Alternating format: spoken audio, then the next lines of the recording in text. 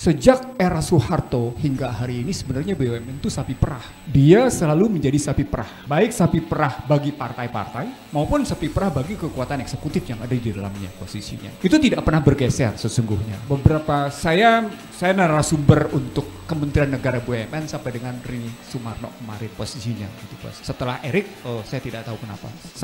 Sesekali saya bersama Refli juga. Tapi saya mengatakan dalam pengalaman saya ketika saya melakukan pembahasan itu di dalamnya belum ada pergeseran cukup signifikan bagaimana mencegah BUMN untuk tidak dimasuki entitas politik. Agak kesulitan kita untuk membahas. Maka gagas saya tentang pembentukan holding itu bukan cuma sekedar dalam rangka membesarkan holding, tapi sesungguhnya dalam rangka mencegah masuknya entitas politik. Jadikan dia sepenuhnya sebagai entitas BUMN, state-owned company, yang memang menjalankan tugas konstitusi seperti yang Rocky bilang, tapi bukan cuma sekedar distribusi. Ada 3 dia punya peran pendaya gunaan sumber daya, memproduksi sumber daya, dan kemudian distribusi. Itu kata kunci penting. Sebenarnya teman-teman Komisi 6 itu kalah dengan permainan politiknya teman-teman direksi BUMN. Teman-teman Komisi 6 itu main politik pakai kantongnya atau pakai orang lain. Tapi kalau yang namanya teman-teman direksi BUMN, enggak. Dia cukup menggali apa yang ada di BUMN itu. Itu kejadian. Bagaimana caranya? Manipulasi akuntansi, nggak ketahuan, selesai. Gampang aja. Jadi kalau Rocky bilang tadi nggak ada persoalan akuntansi, buat saya justru ada di akuntansi. Karena akuntansilah cara menyelinap. Karena di akuntansilah cara untuk membenarkan kesalahan atau kemudian pada kasus Garuda misalnya. Anda ingat kasus yang kelama kemarin kan? Bagaimana akuntansinya salah kemudian sampai akhirnya minta laporan kembali, laporan keuangannya posisinya. Anda juga bisa lihat sejumlah teman-teman BUMN yang bisa naik kelas gitu ya. Dari posisi direksi menjadi menteri, menjadi wamen. Itu kelihatan. Bahkan dengan orientasi pendekatan keuangan, seorang dirut bank bisa menjadi dirut PLN. Ketika saya dulu melihat situasinya begini karena BUMN jadi sapi perah, saya mengatakannya begini, mbok iya ya rekrutmen komisaris dan direksi itu dilakukan secara terbuka dengan menggunakan tangan ketiga, secara profesional. Jadi entitas politiknya dipangkas habis-habisan. Gunakan yang namanya lembaga-lembaga rekrutmen. Bung Refli, tahun 89 orang-orang Indonesia masuk dalamnya namanya diburu oleh sejumlah perusahaan farmasi Singapura. Itu namanya merekorporate perusahaan-perusahaan pemburu sumber profesional. Saya ada di dalam situ dan saya tahu bagaimana cara perusahaan-perusahaan itu memburu tenaga-tenaga profesional. Gagas itulah yang kemudian saya pindahkan ke BUMN agar Menteri Negara BUMN mengeluarkan kebijakan atau paling tidak pemerintah dalam rangka merekrut direksi dan komisaris itu dengan model begitu tadi. Itu gagas pertama misalnya. Gagas kedua berikutnya, semua BUMN neracanya diumumkan dong. Bukan hanya neraca BUMN yang statusnya perusahaan terbuka, tapi yang tidak terbuka tidak. Kenapa? Karena milik negara, berarti milik rakyat. Rakyat wajib tahu sesungguhnya. Ada sebuah BUMN digabung jadi satu.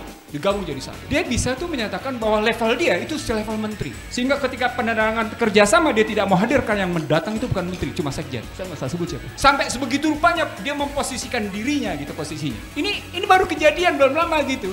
Dan luar biasa. Jadi ada perilaku anak-anak direksi yang karena rekrutmennya tadi tidak menggunakan metode General Personnel Index-nya benar, Career Path Analysis-nya benar, Performance Appraisal-nya benar. Ya akibatnya begitu, pakai jalur politik jadilah begitu. Kalau pakai bahasa saya, jilatnya benar gitu ya. Ya udah, jadi begitu. Mas Eko, saya adalah saksi ahli 2 kali menggugat undang-undang kelistrikan. 2 kali. Gugatan pertama dipenuhi oleh namanya Mahkamah Konstitusi, ya. Batal dia. Tahu apa yang kejadian kedua? Dengan menggunakan permainan-permainan diksi dan narasi pada kontennya sama, maka Mahkamah Konstitusi sebagian menolak. Apa artinya? Sesungguhnya listrik sudah dilakukan privatisasi. Sesungguhnya begitu. Anda mau argumen apa? Terserah. Tapi inilah kejadian. Apa dampaknya? Maka kalau tadinya kita menggunakan istilah TDL, tarif dasar listrik, sekarang kita menggunakan tarif listrik. Kenapa? Karena ada problem dari namanya pembangkit, ya, ke transmisi, ke distribusi. Ya, Jawa Bali yang menguasai sekitar 70% pasukan nasional itu tidak lagi dikuasai pasokannya oleh PLN. Dia dikuasai oleh posisi swasta.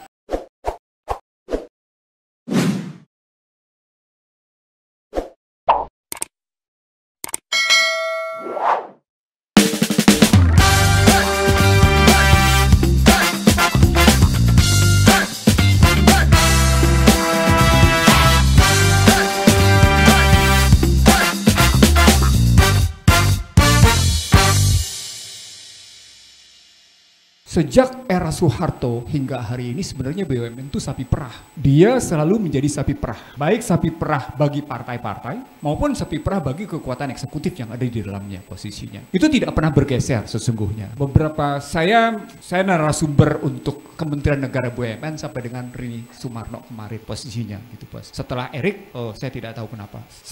Sesekali saya bersama Refli juga. Tapi saya mengatakan dalam pengalaman saya ketika saya melakukan pembahasan itu di dalamnya belum ada pergeseran yang cukup signifikan bagaimana mencegah BUMN untuk tidak dimasuki entitas politik. Agak kesulitan kita untuk maka gagasan tentang pembentukan holding itu bukan cuma sekedar dalam rangka membesarkan holding, tapi sesungguhnya dalam rangka mencegah masuknya entitas politik. Jadikan dia sepenuhnya sebagai entitas BUMN, state-owned company, yang memang menjalankan tugas konstitusi seperti yang Rocky bilang, tapi bukan cuma sekedar distribusi. Ada 3 dia punya peran pendaya gunaan sumber daya, memproduksi sumber daya, dan kemudian distribusi. Itu kata kunci penting. Contoh di posisi sejumlah teman-teman di 2000, katakan sebelum era Joko Widodo. Saya mendapatkan misalnya, bagaimana presentasi saya di Komisi 6 misalnya, saya menyebutnya begini, saya nggak enak ngomongnya, tapi saya ulang. Sebenarnya teman-teman Komisi 6 itu kalah dengan permainan politiknya teman-teman direksi BUMN. Teman-teman Komisi 6 itu main politik pakai kantongnya atau pakai orang lain. Tapi kalau yang namanya teman-teman direksi ke BUMN, enggak. Dia cukup menggali apa yang ada di BUMN itu. Itu kejadian. Bagaimana caranya? Manipulasi akuntansi, nggak ketahuan, selesai. Gampang aja. Jadi kalau Rocky bilang tadi nggak ada persoalan akuntansi, buat saya justru ada di akuntansi. Karena akuntansilah cara menyelinap. Karena di akuntansilah cara untuk membenarkan kesalahan atau kemudian pada kasus Garuda misalnya, Anda ingat kasus yang kelama kemarin kan? Bagaimana akuntansinya salah kemudian sampai akhirnya minta laporan kembali, laporan keuangannya posisinya. Anda juga bisa lihat sejumlah teman-teman BUMN yang bisa naik kelas gitu ya, dari posisi direksi menjadi menteri, menjadi wamen. Itu kelihatan. Bahkan dengan orientasi pendekatan keuangan, seorang dirut bank bisa menjadi dirut PLN. Sehingga pendekatan PLN, pendekatan keuangan posisinya. Saya nggak usah sebut siapa namanya. Lalu kemudian di KPK kan, lalu kemudian bebas. Karena dirut Bank Mandiri jadi dirut PLN maksudnya? Bukan Mandiri kebetulan. Oh, bukan. Lalu kalau disebut dirut Mandiri bahkan hebat. Jadi Menteri Keuangan dan jadi Gubernur BI. Hebat kalau dirut Mandiri. Bahkan dirut Mandiri bisa menjadi Menteri Kesehatan. Yang sebelumnya adalah Inalum. Artinya sesungguhnya transaksi-transaksi itu bukan transaksi biasa. Secara akuntansi mungkin susah dibuktikan secara akuntansi. Karena memang transaksi biasa. Tapi kalau kita ada di dalamnya, saya pernah ada di dalamnya, seorang komisaris utama melapor pada saya karena saya tidak setuju. Dia bilang, Bang, gue minta maaf. Ini gue lakukan juga untuk membiayai sebuah kepentingan politik. Saya bilang gue nggak setuju dan jangan pernah letakkan tanda tangan gue di situ di dalamnya. Itu barang kejadian. Artinya sesungguhnya kalau kita mau lihat dalam kerangka itu problem mendasar. Ya tadi kalau Rocky cerita mengumpulkan sejumlah komisaris tapi ternyatanya politik, itu bukti betapa sulitnya memisahkan entitas politik dengan entitas bisnis. Ada gagasnya. Gagasnya gimana? Dulu ketika saya... Tapi saya interupsi sedikit, Mas Eko ikut nggak pertemuan kemarin? Oh nanti silakan. Saya ngelihatnya begini, ketika saya dulu melihat situasinya begini karena BUMN jadi sapi perah, saya mengatakannya begini, rekrutmen komisaris dan direksi itu dilakukan secara terbuka dengan menggunakan tangan ketiga, secara profesional. Jadi entitas politiknya dipangkas habis-habisan. Gunakan yang namanya lembaga-lembaga rekrutmen. Bung Refli, tahun 89, orang-orang Indonesia masuk dalamnya namanya diburu oleh sejumlah perusahaan farmasi Singapura. Itu namanya merekorporate perusahaan-perusahaan pemburu sumber profesional. Saya ada di dalam situ dan saya tahu bagaimana cara perusahaan-perusahaan itu memburu tenaga-tenaga profesional.